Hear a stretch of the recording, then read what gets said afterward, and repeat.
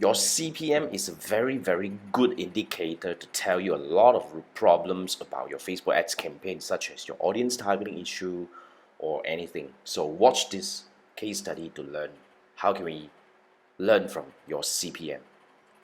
Are you going a very narrow audience targeting because your CPM is quite high? I need to check with them. I have no idea.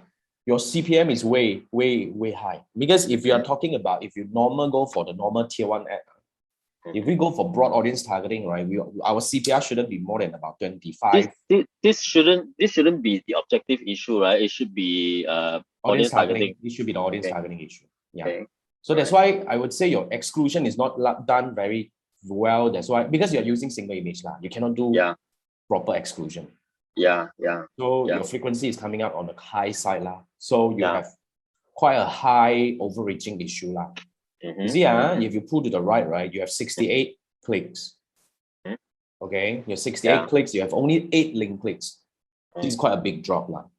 And then your cost per click is coming up at 12 ringgit already for this one. Even some will actually come out at 70 ringgit, as you can see. So the ads is not optimized. The ad is not optimized from a few angles. First thing first, you don't have a very active exclusion. And second thing is, what do we call the audience targeting? Maybe you want to slightly do some adjustment. Don't go too narrow because the CPM is on the high side. That's why you are costing a lot of things. And your ad is not optimized as well. So what we would consider doing here is we fix one thing at a time.